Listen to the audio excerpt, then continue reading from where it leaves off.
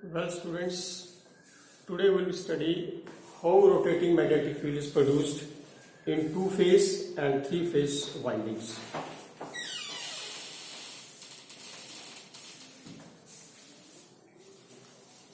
Two-phase and three-phase windings, when supplied from two-phase and three-phase supply, produce rotating magnetic fields. First, we will discuss two-phase winding and then we will discuss three-phase winding. In two-phase windings, two windings are placed at 90 degrees to each other. If this is one winding, other winding is at right angle to it. And two-phase supply is given to the two phases. This is phase 1, start of phase 1 and finish of phase 1. This is start of phase 2, this is finish of phase 2. These two phases produce magnetic field which is rotating in nature, and we will discuss in details how this field is rotating. First we will draw the phasor diagram of these two-phase currents. Hence, two-phase currents produce two-phase flux. This is the phase 1, this is phase 2. They are at 90 degrees to each other. So this is waveform for phase 1. This is waveform for flux 2. When flux phase 1 is 0, phase 2 is at its maximum value, and so on. We will find the value of resultant flux at these places at 0, 45, 90, 135 and 180 degrees. And we find the resultant flux at these positions. Now first, at this point, 0 value means at 0 degree, this flux phi 1 is 0 and phi 2 is maximum. So we plot these two fluxes when theta is 0, phi 1 is 0, phi 2 is equal to phi max. This is the starting point and this is the resultant flux at when theta is 0. So this is the position of resultant flux at theta is equal to 0. Next, when theta is 45, phi 1 is also positive, phi 2 is also positive, but it has this value. The magnitude of phi 1 and phi 2 can be calculated from this diagram. Phi 1 is equal to phi m cos 45. Similarly, phi 2 is also phi m cos 45. So value of phi 1 and phi 2 here is phi 1 is equal to phi m cos 45 is 1 by root 2. So when theta is 45 degree, phi 1 is phi m cos 45 and cos 45 is 1 by root 2. Similarly, phi 2 is phi m cos 45, cos 45 is 1 by root 2. And both are positive. Phi 1 is also positive, phi 2 is also positive. So resultant flux is equal to, this is phi 1 and this is phi 2. Both are positive. And this is the resultant flux. So resultant flux you can calculate that it is equal to phi m.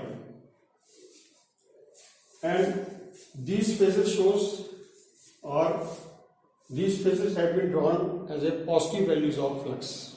When flux will be positive, this flux will be here and this flux will be here. These are called assumed positive values of flux. So 45 degree resultant flux is here. So you can see that resultant flux has been shifted by an angle of 45 degree.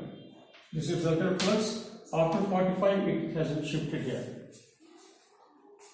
Now, next, when theta is 90 degree, phi 2 is 0 and phi 1 is equal to phi max. When theta is 90 degree, phi 1 is maximum value at this point. Phi 1 is at maximum value and phi 2 is 0. So again, resultant flux is phi m. So this is the figure third. This is when theta is equal to 0. This is when theta is equal to 45. This is when theta is equal to 90 degree. Resultant flux is here now. Again the resultant flux has been shifted by 45 degree. And when theta is 135, so at 135 degree, phi 1 is positive and phi 2 is negative. This is point to be understood. This is a very important point. How flux is positive and how flux is taken as negative. At 135 degree, phi 1 is positive and phi 2 is negative.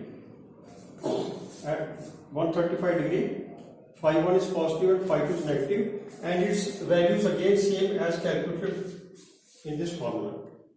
Values again equal to phi m cos 45 and phi 2 is also equal to phi m cos 45. Cos 45 is 1 by root 2. But phi 1 is positive and phi 2 is negative. This is the main point. Phi 2 is negative.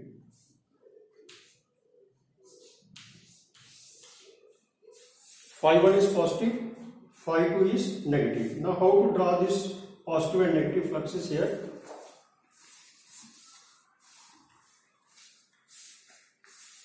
This is positive direction of phi 1, this is positive direction of phi 2. When phi 2 is negative, you have to reverse it. So phi 2, you have reversed the phi 2 flux here. This is the main point here. These are the positive directions of flux. Phi 1 is positive, it will lie on this axis, and phi 2 is negative, it will be reversed. So it is reversed. And resultant is here. Again it has shifted through 45 degree. And from this diagram we see that resultant flux is shifted from this position to here, here and here.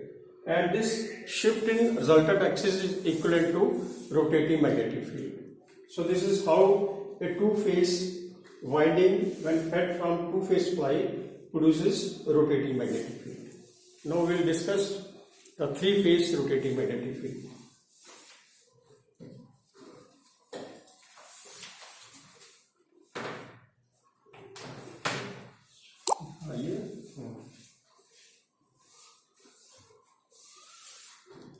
In three-phase winding, coils are placed at 120 degree to each other. That means there is a 120 degree angle between start of 1 and start of 2. Start at 120 degree and ends at 120 degree. For example, this is start of 1 and this is start of 2. Start of 1 and start of 2 are at 120 degree. Similarly, this start and this start 120 degree. So there is 120 degree angle between each phase. Phase 1, phase 2 and phase 3. Start are at 120 degree and finish are at 120 degree. Now we will diagnose how rotating magnetic field is produced in three-phase supply. These are three phases of three-phase windings. They are placed at 120 degree to each other. And this waveform is drawn by rotating these phases in anti-clockwise direction. When phase A is starting from here, phase 1 is starting from here, phase 2 is starting from here. We will take projection from this side and it is rotating in anti-clockwise direction. So this is the starting point of phase 2 or phase 2. After 30 degree, it will become negative maximum. So it will start from here. After 30 degree, become negative maximum point here. And then 90 degree, after 90 degree 0, further 90 degree positive maximum, further 90 degree 0, further, then it will rotate 90 degree. Now take the case of third phase. Third phase is started from here. You have to take position of this first, and it's rotating in anti-clockwise direction. After 60 degree, it will become 0. So this is 60 degree point. After 60 degree 0, then further 90 negative maximum, further 90 0, further 90. So this is how we draw the wave shape diagram from these rotating phases. Now we'll study how resultant flux, what is the value of resultant flux at 0, 60, 120 and 180. First, at 0 degree, when theta is 0,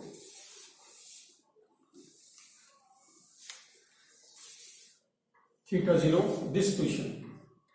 At this position, phi 1 is 0, because this phase 1 projection is 0.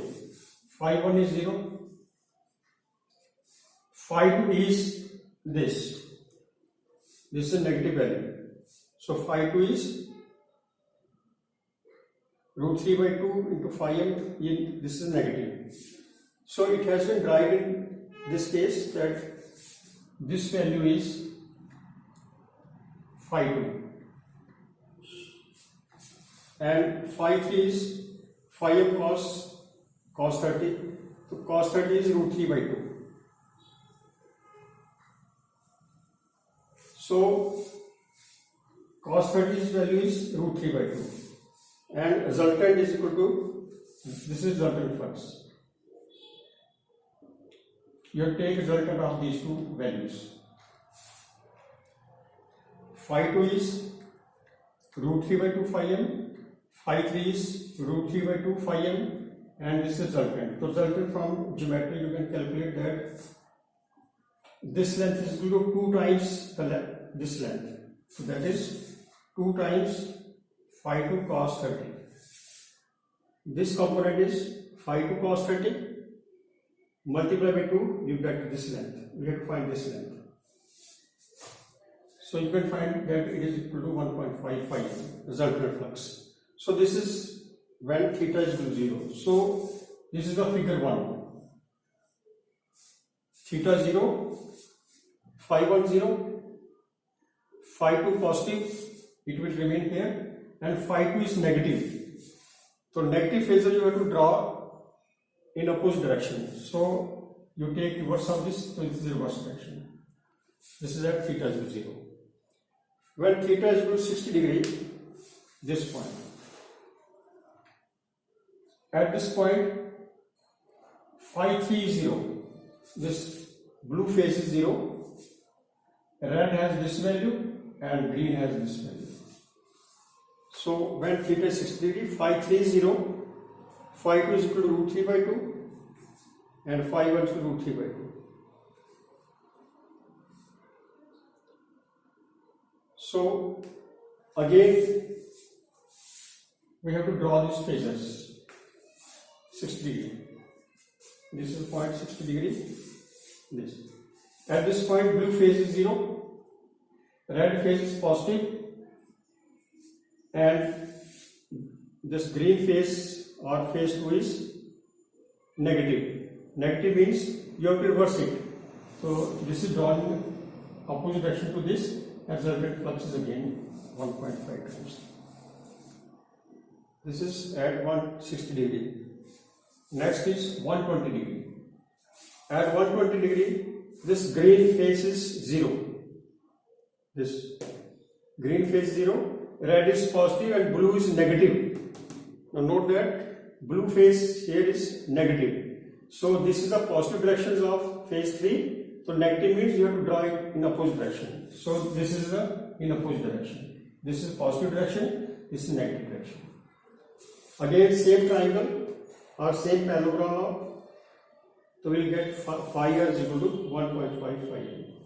Then last figure is at 180 degree.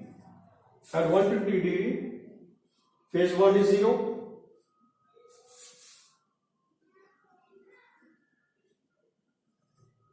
Phase 2 is positive and phase 3 is negative.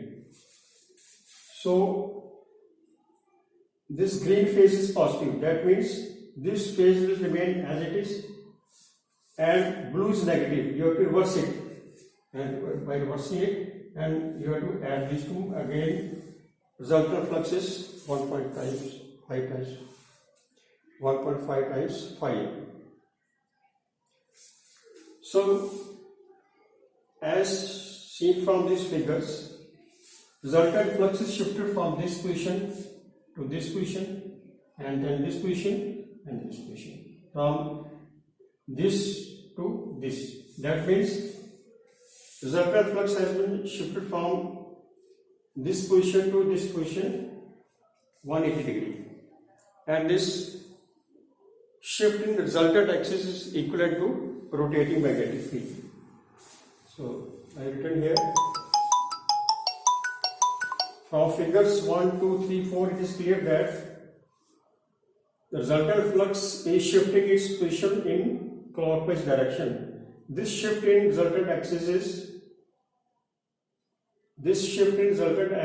of flux is equal to rotating magnetic field. So this is how a three-phase supply, when given to three-phase winding, produces rotating magnetic fields. Thank you.